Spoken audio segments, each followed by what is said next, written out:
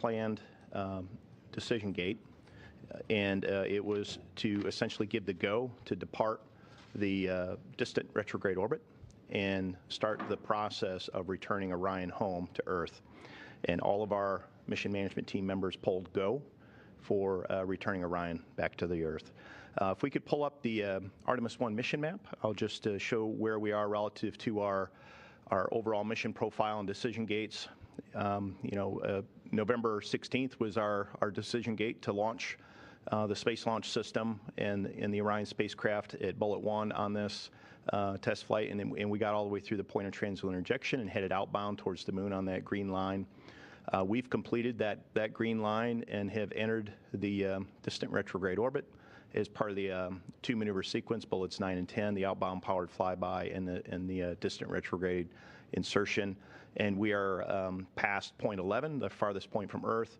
And the decision gate that we discussed today was essentially to reverse that two maneuver sequence and start that blue line to head back towards Earth.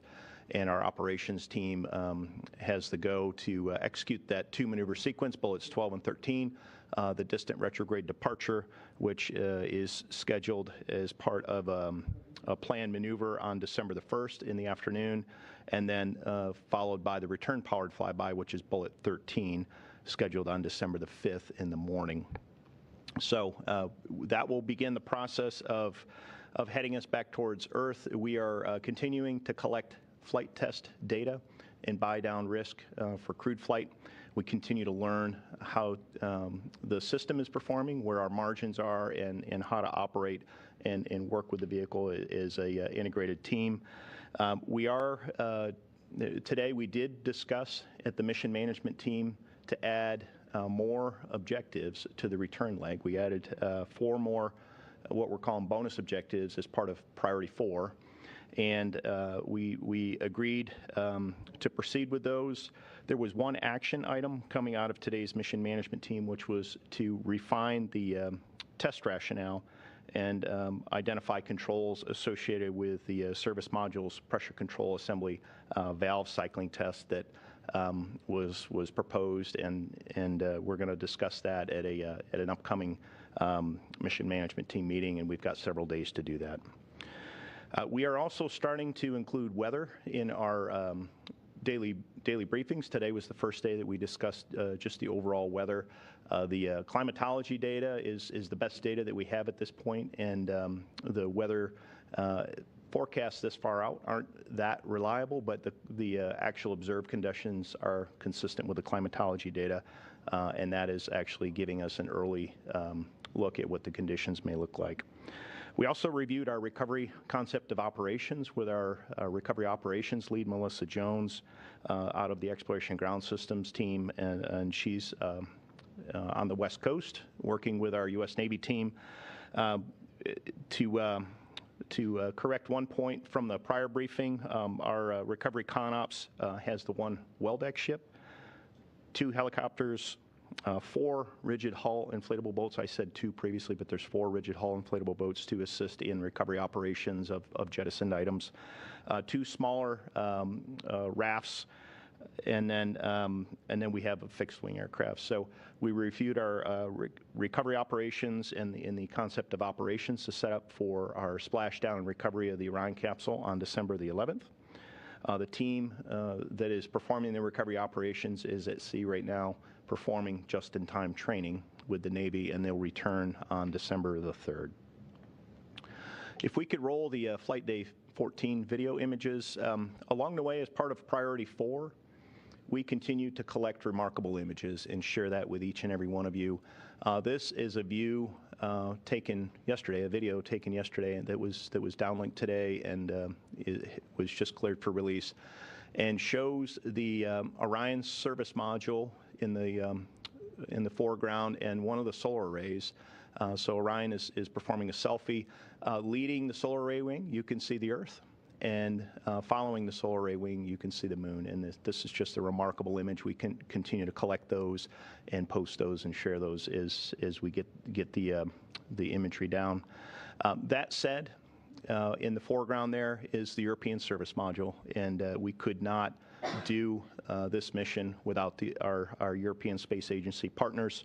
I myself was the lead flight director for the launch and delivery of the Columbus module to the International Space Station in 2008. And in the course of flying Space Shuttle Atlantis on that 12-day mission, we honored one of our partnership commitments to the European Space Agency and delivered the Columbus module. And that has been an active part of the International Space Station complex since February 2008. ESA has been a long-term partner, many decades with NASA, and we are very proud of that partnership. Without the power and the propulsion that the service module provides, we simply would not be able to execute these missions. So my sincere thanks to Philippe Delou, our European Space Agency Program Manager, who's with us here today. I also want to thank the French government and President Macron, who visited NASA headquarters earlier today to just discuss ongoing commitments and partnership opportunities with NASA, and we want to thank the French government for their continued participation and partnership as well. So with that, I will turn it back to you, Shaniqua. Thank you, Mike. And up next, we have Zeb Schofield, the Deputy Chief Flight Director. Good afternoon. So I think Mike did a great job overviewing the mission, and let me just tell you, this has been an incredible mission to fly. The flight control team is enjoying themselves while they're learning about the vehicle. We're taking it out, really testing it to its limits and trying to understand how it performs and how we can learn more about it, because this vehicle really needs to be thought of as a human craft that will take humanity to the moon on Artemis 2 and 3 and subsequent missions. We have seen incredible opportunities and imagery that impress humanity from rovers on Mars like Perseverance, and from the James Webb telescopes, and from the Lunar Reconnaissance Orbiters, and this is not that. Those ones are made for imagery. Those ones are made for geology and sampling. This is a ship that's going to take humans to explore the solar system and cislunar space, and we're just thrilled to be a part of it. When we set our mission goals and objectives pre-launch for this mission, we had the expectation and the hope that we would be able to complete the mission, complete the trajectory, and get the vehicle to operate and get it down successfully to meet our criteria to be able to launch Artemis 2 with people on it. I would say with how well the mission has been going, we have found ourselves, rather than having to work anomalies, we're able to push the boundaries. And so with this, we are expanding the box, which allows us to tie and anchor analysis that we have that may have had some uncertainty with actual test and flight data, so that now the constraints and the limitations that we have, or the ability to understand the risks that we put our crew members in on Artemis 2, can be reduced. And so with this, things like pushing some of the thrusters to longer duration burns. In fact, we just completed one several minutes ago that was our longest duration burn out of the RCS system. We're using attitudes of the vehicle to get different thermal properties on the vehicle, and all of that is telling us about the performance of the thermal systems, about the camera systems, the navigation systems, again, so we can know how is this going to work. If we have problems when the crew is there, how can we rely on the rest of the systems on the vehicle to take capability that may have been beyond what we considered our certification box going into Artemis 1. And so that is all in the name of getting us in the best posture for humans to go back. A little bit about the upcoming maneuvers that Mike talked about. We have the distant retrograde departure burn. That is going to be tomorrow afternoon, Thursday at 3:55 p.m. That's a 1 and 45-second burn, and that basically takes us out of the distant retrograde orbit and brings us on a close trajectory to the moon. As we swing by the moon, we're going to do a return-powered flyby. This will actually be the longest burn out of the OMS engine that we have. This is going to be a 3 and 27-second burn. And actually, throughout this mission, we've sort of been flying in a Earth-Moon plane. This maneuver is actually going to bring us out of plane down lower across the lower section of the moon, which then has us bring and dip up as we re-enter into the Pacific from on a south to north trajectory is generally how that arc is going to work. As we fly by the moon, the lighting will be a little bit different from what we saw with the outbound power flyby. The imagery that we saw on that day was absolutely gobsmacking, and I was just taking pictures all day and looking up in awe at what we saw. And so let me talk a little bit about what we're going to see this time. As we come in here, you can see the trajectory coming in from the left of the screen, and the face of the moon that faces Earth is what we will see lit up. So we'll see familiar features, the man on the moon perhaps, and more specifically the craters and lava beds in the Mare that we went and explored during the Apollo program.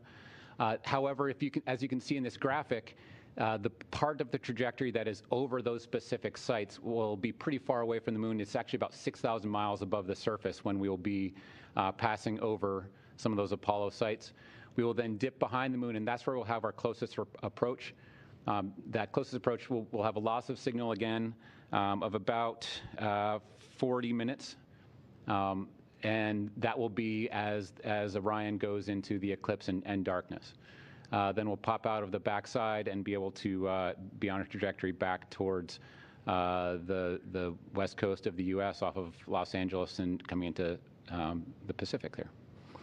I think that's all I've had. And Chris, I can hand it to you. Okay, thanks, Zeb. Yeah, as Zeb said, we continue to be very pleased with the performance of the Orion spacecraft on the mission so far. So again, with the extra bandwidth the team has, because we're not working any major issues, we've been able to add several additional flight test objectives to the DRO portion of the mission. So we added 7 and just completed the final 2 additional objectives of the distant retrograde orbit. We just completed those 2 with the burn that Zeb mentioned. So for that burn, we did a approximately 100-second burn with the plus X or auxiliary thrusters, because the previous burns had only been about 17 seconds maximum. So by burning a longer period of time, we were able to achieve a thermal equilibrium in the thrusters and then measure the temperatures in that part of the propulsion system to compare that against ground testing, because obviously the space environment is very difficult to replicate in ground testing. So we want to take advantage to the maximum extent possible of the space environment to, again, test out and try out all of our spacecraft systems. As part of that OM3 burn that just occurred, we also looked at radiant heating on the adjacent solar arrays, so we could see, again, verify our thermal models, so we can hopefully reduce some constraints on solar array positioning during burns. One of the other focuses of our additional flight test objectives over the past 24 hours was the expansion of assessing the expansion of our attitude envelope. Normally, Orion flies with the tail to the sun. That's our best thermal attitude. It provides the best power generation for our solar arrays. For Artemis 1, we're flying a very tight 2 by 4 degree box, very tight constraints, again, because this is the first flight. But yesterday, we were able to fly 3 different 5-hour periods in different parts of the broader 20-degree, plus or minus 20-degree design envelope for that tail-to-sun attitude.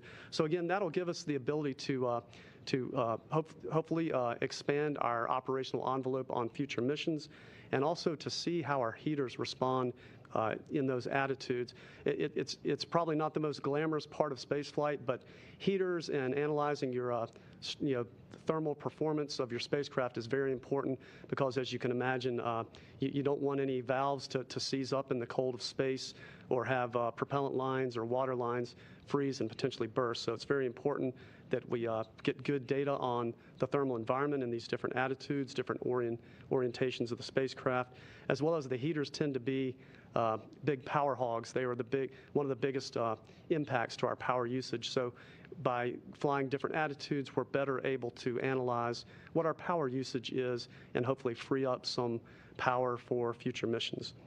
So we can go ahead and roll the transit time-lapse video. And this was taken on Monday when Orion was the furthest point from the Earth, and you can see the Earth passing behind the moon there. This, again, is a time-lapse video. The reason the Earth and Moon are moving about in the sky is because Orion is not pointed at a constant point in the sky. We're flying that attitude deadband that I talked about. So unlike James Webb and Hubble Space Telescopes, again, we don't point at a precise point in the sky, but in order to save propellant, we allow the spacecraft to move around a bit. So that's one of the additional detailed flight test objectives that we'll be doing again, as part of our return phase of the mission, is looking at different attitude control modes, different digital autopilot settings to try to determine if we can save propellant while we're holding attitude, different deadbands, different control parameters. So these are all things that we're going to do to, again, give us more operational margin on future missions and provide more capability. So before I conclude, I do want to mention I wanted to describe the team from Orion that's supporting the mission. We have engineers from the program that are working in the Mission Evaluation Room, or MIR, in the Mission Control Center. And these are folks from NASA, from our prime contractor, Lockheed Martin, as well as from the European Space Agency. And they all bring a wealth of knowledge. Typically, these are engineers that have years of experience either designing parts of the Orion spacecraft, in some cases building it and checking out and testing the components, writing the software. So again, they bring a wealth of deep knowledge. And during the mission, we support the MIR 24/7, working closely with our flight operations counterparts and assessing the vehicle performance. In many cases, it's comparing how well Orion is performing on orbit. We call them funnies in the data. We'll assess that, look to see if we can determine, is there anything we need to be worried about? Is there anything we need to change in terms of design, assembly, or testing? Or is it just this is the way the hardware is going to work, so it'll influence and give us data, information that we need for the flights going forward. And of course, for a couple of the anomalies that Mike's described over the past few briefings, the MIR has been an essential part working with the flight operations team, again, to assess the anomaly, what impacts they'll have on the mission, and then to go back and look at detailed ground testing to see if we can tease out what's the root cause of some of these anomalies, or in the case of the Star Tracker, for example, we learned that this is actually how the system is going to function in the flight environment. So again, we're learning a lot in the MIR, working with our European colleagues who are an integral part of the MIR. We have actually 17 engineers from Europe, engineers and managers that came to Houston that are participating in the MIR, sitting side by side with their U.S. colleagues. So just as Orion could not fly without the European Service Module, we could not fly this mission without the expertise of our European colleagues. So with that, Shaniqua, back to you. Thank you, Chris. And lastly, we'll hear from Philippe Delou, the European Service Module Program Manager from ESA. Thank you. So good afternoon or good evening if you are watching us from Europe.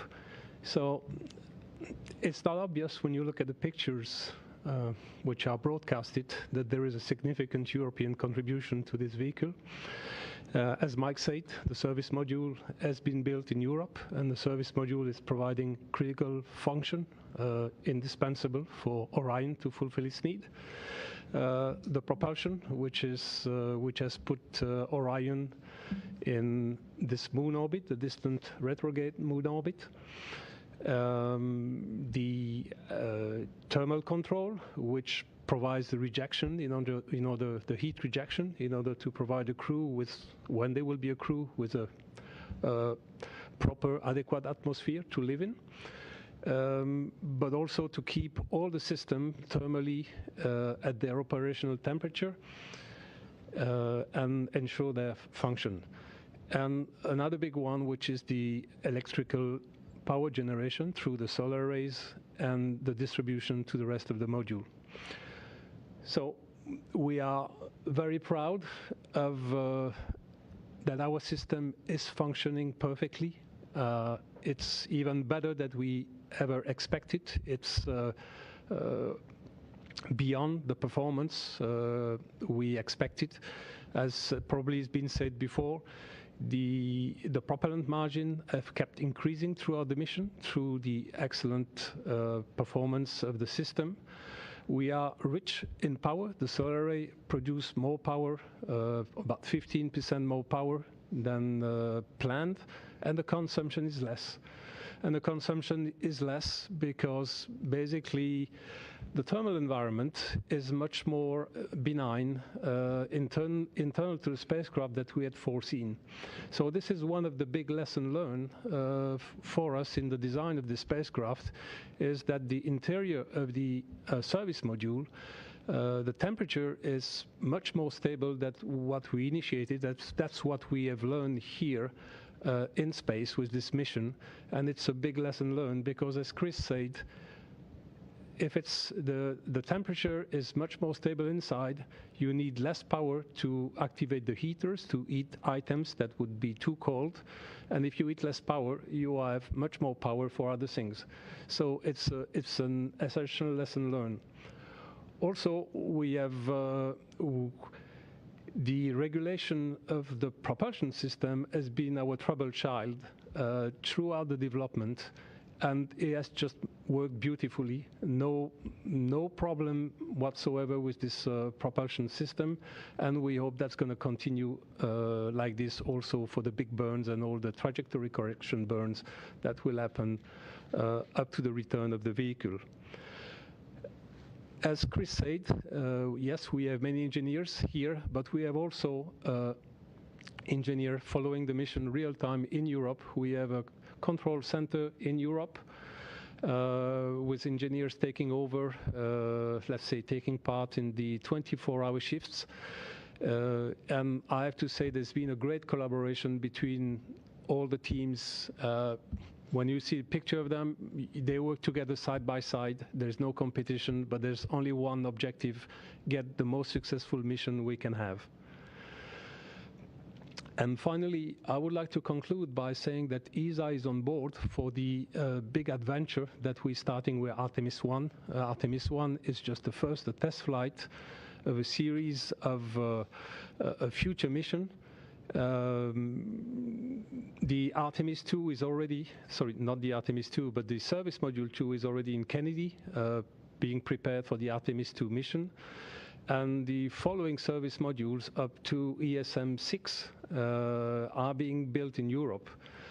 And last week, not last year, our ministers have approved the funding to start the manufacturing of the service module for the Artemis 7 and 9 missions. So we are really on board with NASA in order to make this exploration to the moon, to Mars and beyond a success.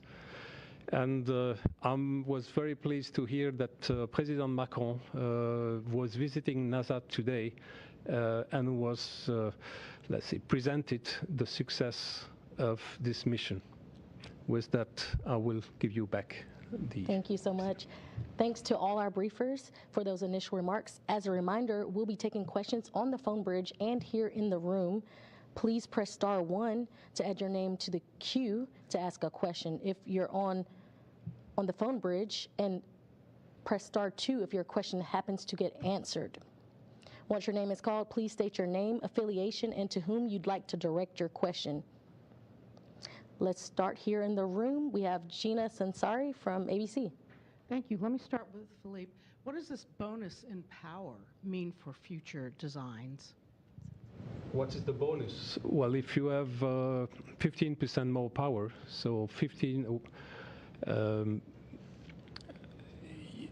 there can always be degradation. You're in space, you have solar rays, they're exposed to micrometeorites, so there is also the risk that you lose some of the power because of an accident. Having more power from the start allow you to survive those conditions in a much better way.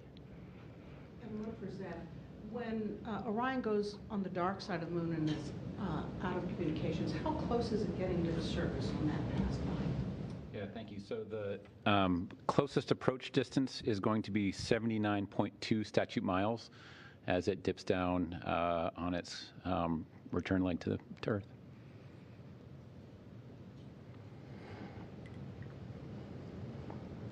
All right, and we'll go to the phone bridge now. First up is Marcia Dunn with the Associated Press. Yes, hi, good evening.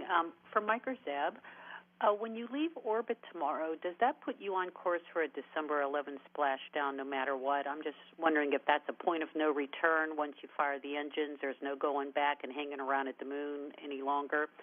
And how much wiggle room will you have in and around the splashdown site if bad weather pops up? Thanks. Yeah. Okay. Either way is that. Okay. So, yeah, the return powered flyby burn commits us to returning back to the Earth, obviously. And there is a little bit of modification we can have in terms of the timing, but it's on the order of hours, not days. And that is managed through a series of return correction trajectory burns that we can modify that slightly. We're going to be looking at weather, as Mike started to say, on the days leading up to the return powered flyby. And that's really what commits us to the trajectory path. As I mentioned, how that lowers the trajectory and so that we dip down out of the plane and then come up from the south to the north towards the west coast of the United States. And that picks our time. And so we're going to be looking at what the weather systems are like off of the coast. And there is some variability that we can have on different trajectory lines. Basically, by how much we dip down will affect how much we approach from the south or more from the west. So we can target different approach vectors into the coast to pick the best weather and timing. And then there's also lengths along that trajectory where we can land short or extend the reentry to be able to land a little bit longer, so we have some variability on the landing track. Thanks, Marcia. Next up, we'll have Alicia Sawyers from Mashable.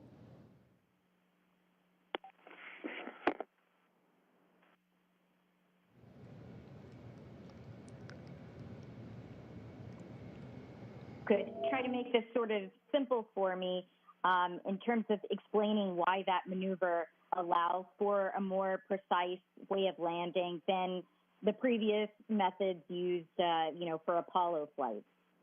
Hey, Alicia, we lost part of your question. Could you repeat for us? Sure. Sorry about that. I was hoping that someone could sort of talk me through the skip entry and explain why that maneuver allows for a more precise way of landing versus the methods that were used for Apollo flights. Yeah. Alicia, thank you for the question.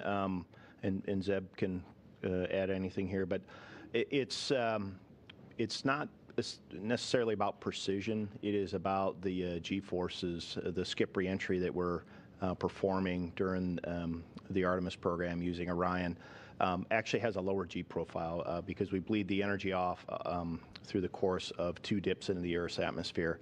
The systems today, however, are far more precise than what we flew in the Apollo program. So the precision of the landing simply through the guidance and nav and flight control systems that we have on this vehicle are more precise as a result of that. But the skip reentry profile is not specific to precision. It's specific to the gravitational or deceleration force on the spacecraft. I don't know, Zeb, if you have anything to add on that. Yeah, I think that covers it pretty well. The only thing we can do is affect how much we skip out so that we can have sort of the 2 dips in the atmosphere be spread apart more, or we can bring them closer together, or even come in almost ballistically so that does allow us, as I said, that variability along that ground track to pick our precise landing site. But the driver is really getting some of the G profile and the heating to be as we want on the vehicle for reentry. Yeah, and I'll just add, for a comparison to Apollo was just strictly a direct entry, so that pretty much your landing site was set earlier on when you departed the moon, with just only minor ability to adjust that. But the really one of the major advances with Artemis is that again, as Zeb and Mike have described, the spacecraft has the ability to perform a skip entry to steer up and out of the denser part of the atmosphere, glide further downrange or less downrange, so that you can pick the best landing site within that couple thousand miles of downrange steering capability. Thanks, Alicia. Next up, we'll have a question from Jeff Faust, Space News. Good afternoon. Question probably for Mike Serafin. You mentioned these 4 additional bonus objectives. I'm curious if you could outline what those 4 objectives are, and where are you now in terms of percentage of completion of the overall mission objectives and the percentage still in progress? Thanks. Yeah, Jeff, thank you for the question. The additional objectives in all of these are going to occur after we exit the distant retrograde orbit are, let me find my notes here real quick. We are going to cycle and monitor the leak rates on the pressure control assembly. So this is the helium that is used to pressurize the propellant tanks. Just to understand the leak rate that occurs as we cycle these valves. Understanding that over the course of longer and longer duration missions is very important. And once we get the propulsion system after the return powered flyby on December the 5th in what they call blowdown, where you don't need pressurization to augment pressurization of the tanks, affords us an opportunity to understand that. We are also looking at a increased attitude maneuver rate to basically pitch the vehicle at up to 4 degrees per second. And then the last objective, I gotta find my notes. We were going to fly. We're going to fly part of the mission in a 3-DOF. So we normally when we hold attitude with Orion, the autopilot is very sophisticated. When it fires thrusters to hold attitude, it makes sure that there's not a translation effect. So you don't have any uncoupled thruster firings. So we've got a different attitude control mode that loosens that up a little bit. It allows small translations as an artifact of the attitude control. So we're going to try that out in order to determine how much that perturbs the trajectory. And if that works, if it's a small effect, we'll go ahead and accept those slightly greater perturbations, because holding attitude in a 3 degree of freedom mode, we expect to be will save propellant. Of course, that propellant then comes in handy for maneuvers or other mission objectives. Yeah, and Jeff, in terms of the completion status, so the 7 bonus objectives that we added the last time we came and talked to you, all those are complete. The last 2 were completed just as we started this call with you. And then of the 124 baseline objectives, we don't have an update to those. We still have 37.5% that are in progress, 37.5% that are still in front of us, and then the remainder is complete. And then, of course, we added the 4 bonus objectives here. So we continue to gather data on some of those objectives. Some of them have 6, 8, 10 data takes, and we're somewhere north of 5 data takes on some of those. So that's why you're seeing some of those is what we call pending or in progress. Thank you for your question, Jeff. Next up, we have Alexandra Weitz from Nature magazine. Hi, it's Alex Witze from Nature. My question is for Chris. I wanted to ask if you could talk a little bit about conditions within the Orion capsule itself. What are sort of the environmental conditions? What would it be like for astronauts in there? And some of the cool kids have been playing with Callisto remotely. Have you tried using Callisto to control some major functions for Orion? Yeah, Callisto's a lot of fun. I was fortunate enough to get to take a selfie, from the other side of the moon. So that was pretty neat for my wife and I to have that selfie. And a colleague of mine, we were in a meeting and we saw birthday greetings again from Callisto from on board Orion. Someone had written that on the whiteboard. So that's a pretty fun feature. Again, it's to demonstrate some of this future type systems that the crew could use to maintain good situational awareness of the spacecraft system. So it's good we're getting to demonstrate that capability. So for Artemis 1, the crew cabin environment is not being maintained, at the required level for human habitation. The temperature is normally around, it's been around, the mid-50s, so it's a little on the cool side, especially for those of us from Houston.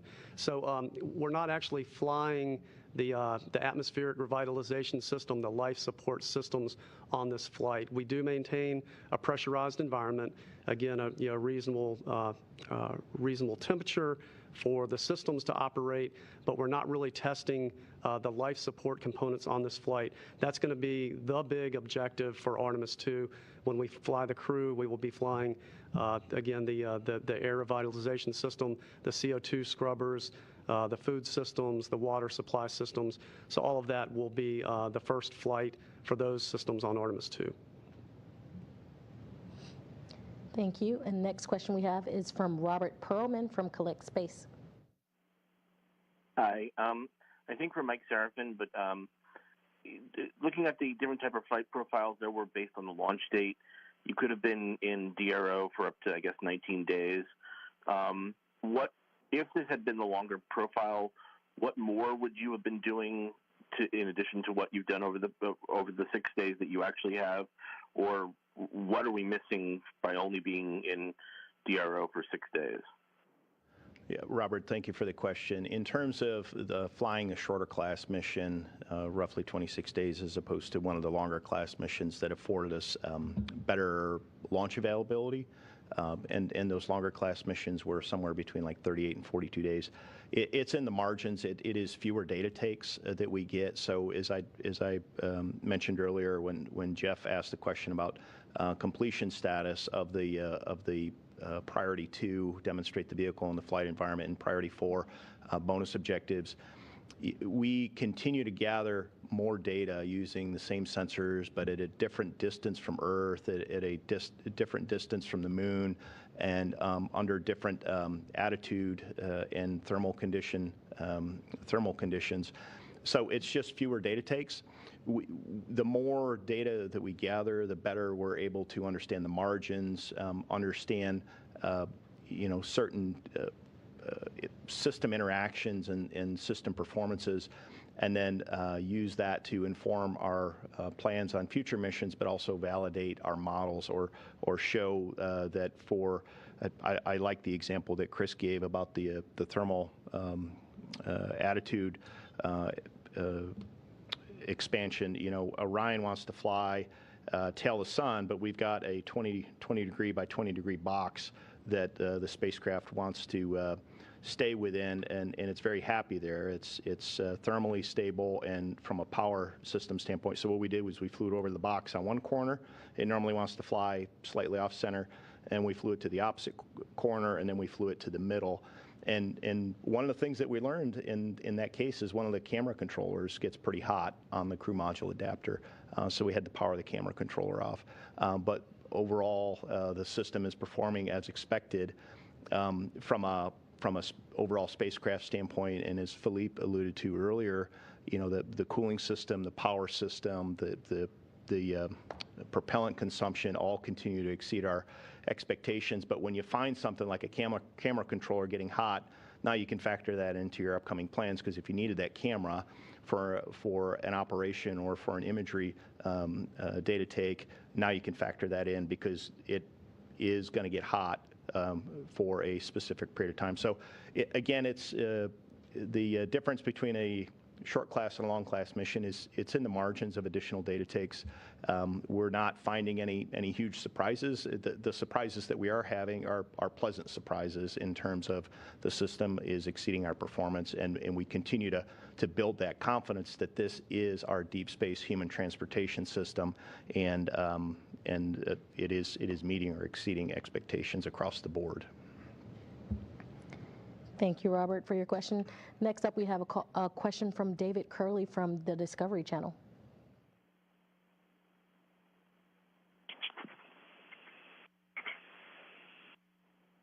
Any personality traits to give us a sense, a description of how this spacecraft flies, how it acts? David, we might have lost part of your question.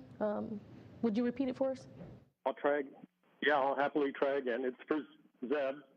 I was asking if you're trying to learn how this spacecraft acts, how it performs. Can you assign any personality traits to Orion to give us a sense of how it flies, how it performs?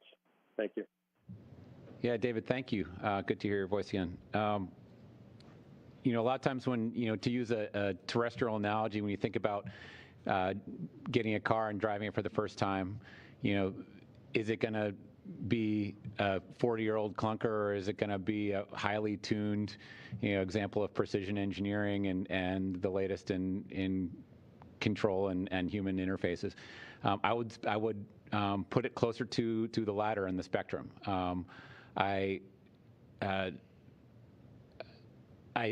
We all came into the mission expecting to have challenges, and the team went through a lot of simulations and tests to be ready for the bad days. And we sit there, and instead, it's kind of purring along and staying very smooth. And the kinds of discussions we were having are how to rev the engine a little bit harder and how to really push it a little bit harder and faster. And if you get a new car and you take it for a test drive, that's what really gets your heart pumping. That's what gets you excited. And if I put a personality on it, it's more like that. Thank you for your question, David. Next up, we have a question from Mark Carew, Aviation Week, Space Tech.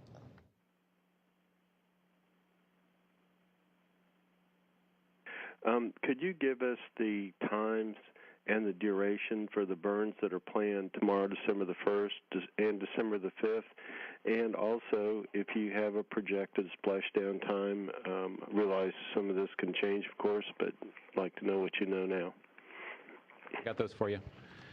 So the distant retrograde departure burn is going to be Thursday, about 3:55 p.m. Central Time. It's going to be a 454 feet per second burn, and that'll take 1 minute and 45 seconds. The return-powered flyby will be Monday, about 10 a.m. Central. It'll be the 961 foot per second burn, and that's 3 minutes and 27 seconds. And as I said earlier, that's the longest burn we'll have done on the mission with the OMS engine. And then your last question was for splashdown. That'll be Sunday, December 11th, approximately 11 a.m. As you said, there's going to be some variability as we manage the trajectory corrections and as we look at precision weather. Thank you, Mark. And I think we have another question from Marcia Dunn. Marcia, with the Associated Press, you're ready to go. Yes, hi, probably for Zeb. When you showed the map picture, you showed all 6 Apollo landing sites, and I'm wondering which of those is Orion going to be passing over most directly, albeit 6,000 miles above. And given that distance, I'm going to assume that we're not going to see any footprints, right? I'm joking. No, I mean, will we be able to make out anything whatsoever? Thanks. Yeah, thank you, Marcia. So it's Apollo 12 and 14 landing sites that we're actually going to be flying closest to. As we said, it's a pretty high distance off of the surface as we go by. We are absolutely going to be pointing cameras at that area. But these are essentially a GoPro camera, and as we've said, we're 6,000 miles away. If you can imagine being in Houston and pointing a GoPro in Paris and trying to see a Volkswagen bus there, you're not going to see it. But there are a lot of geological features with craters near those sites, and we will be able to make out large features of the moon that we'll be able to retroactively go back and identify sort of what those were. But there was a lot of optical navigation imagery that I think has gotten out to the public that people may have seen. It'll be that kind of level of resolution is what we're talking about as we go by. And so it'll be more of a tip of the hat and a historical nod to the past as we fly this spaceship to the future and get set to bring humans to the South Pole. Thank you for your question, Marcia. And we do have a few more minutes. If you would like to ask a question or another question, please press *1 on the phone bridge, and we will get you in the queue. And we have one more in the room with Gina Sanseri from ABC. Mike, you didn't talk about any funnies today. Were there any funnies today? Yeah, Gina, I would say the one I don't know that I would call this necessarily a funny. It was a finding from the thermal envelope expansion attitude test that we did. Was we found that the camera gets hot on the crew module adapter when we fly a specific attitude. In terms of additional funnies, the only other thing that is still out there is we have this on the power system, as we previously discussed, the power conditioning and distribution unit There's something called a latching current limiter. We did have another occurrence of an uncommanded open event, so we're up to 9 occurrences on that. The anomaly resolution team is still reviewing that. We are working a fault tree to understand what the hardware is telling us. The redundancy and the levels of redundancy that we have on the spacecraft, combined with the fact that every single one of these is no impact or we're recovering from it, is not really a concern as it pertains to our ability to achieve this mission. We're just trying to understand if there's something there that we need to consider in future builds. So that's really all that's out there. And Chris, you're our engineering lead from a Orion spacecraft standpoint. Is there anything else out there that you could think of? Like I say, things have been very smooth with the spacecraft, so I would agree with Zeb that if this is a new car you purchase, you're going to be very happy that it's it's drama-free so far and exceeding expectations. I would call it overachieving. Yeah. We appreciate you, sir, for overachieving. Thank you. All right, we do have another question. Ken Kramer from Space Up Close. Hi, thanks for taking my question and for doing this. My question is for Philippe, I believe. I think you have 6 OMS engines, I believe. I was wondering, can you tell us the status of the preparations, and also what is the plan beyond those 6? Are you building new thrusters? Will they be more capable? Thank you. Yes, thank you, Ken, for the question. So it's true there are still 6 OMS engines. Those engines, as you know, are shuttles engines, so they are NASA. They are sent to us. So what we do, we integrate the engine in our systems. And for what will be starting from the service module number 7, there will be a new engine called the OME, which is a build-to-print that Aerojet will do of the OMS engine. So this engine is now under development. Is going through the preliminary design review at the moment, and that should be the successor of the OMZ engine. Thank you. We have another question from Alicia Sowers, Mashable. Hi, thank you. I'm new at this. Mike, maybe could you explain for me what exactly is a funny?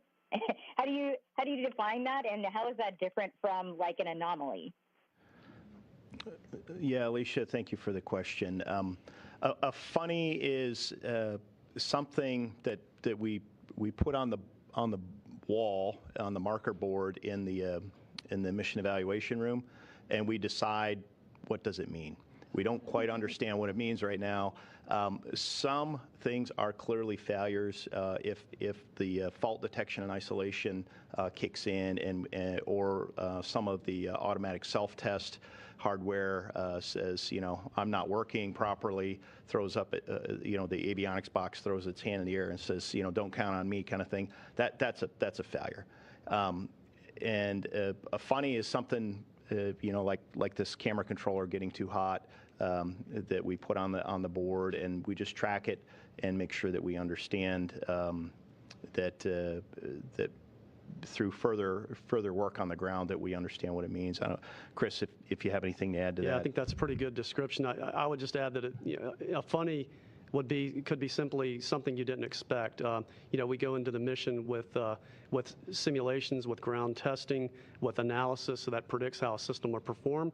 Then in the real world, you might see some slight deviation from what you expected. That's why we call them a funny, and you sort of go and look at that, and maybe you go back and look at the ground testing to see if there's any indication or some interaction between systems in the flight environment or some other environmental effect that would cause that. But certainly we look at the funnies very closely within the MUR. We work with our flight control team, the flight controller counterparts, to understand, is that a sign of some impending failure, or is it just the way the system works? So it's good to get the runtime on orbit and in flight in order to see how the systems perform. Thank you for that question. Next up, we have the last question we'll take for today, and that's coming from David Curley from the Discovery Channel. Thanks again. I guess this actually could have been for the next briefing. On heat shields, and I don't know if this is you, Mike Serafin, or not, You talked about the skip reentry and blowing off some of the G-forces, which are also blowing off some of the speed. And is part of it to aid in the performance of the heat shields or just the G-forces? Yeah, I'm not quite sure I'm following the question, David. Are you asking specifically about the skip reentry and what that means to the heat shield? Can you clarify, please? Yes. Does it actually help for the performance of the heat shields to do the skip? We're getting into aerodynamics and aerothermal sciences here, and that is a PhD level topic, first of all. And I'm enough to be dangerous on that topic, but I'm certainly not an expert in hypersonic aerothermal conditions. The heat put into the system needs to come back out of the system. And there's a couple of ways to do it. You can just come straight in like we did in Apollo and take it all out at once. And what that does is it creates a very high heat impulse. If you come in through a skip reentry, what that does is it spreads that out over a longer period of time so that the heat impulse is not nearly as high. In terms of aerodynamics, it's really the area under the curve. All that heat needs to come out under the curve. It's just a matter of how flat the curve is or whether it peaks. And that's probably the best description that I can give to you on the skip reentry. It is a flatter curve. It is also flatter from a G-force standpoint, but it is a longer period of time where we have the heat coming out of the system as well as the G-forces. I don't know, Chris, if you have anything to add on that one. I think that was a good explanation. I would just say it's the skip entry is probably more benign, as Mike described, from a heat rate, with that spike that Mike discussed. But it's a greater heat load, the integrated heat that's building up in the system over time because it's a longer entry. So it's more benign in some ways and more difficult in others. Thank you. And that was our last question for today. Thanks to all who submitted questions, and thanks to today's briefers for taking the time to discuss the DRD burn and the departure from the distant retrograde orbit. We'll be covering the DRD burn tomorrow live on air. That'll begin around 3:30 p.m. That'll begin at 3:30 p.m. Central Time, 4:30 p.m. Eastern Time, with a burn targeted at 3:54 p.m. Central Time, 4:54 p.m. Eastern Time. And be sure to follow along with our daily blog posts as Orion continues its journey to the moon and beyond at blogs.nasa.gov/Artemis. Thanks again for joining us. That will wrap up today's briefing.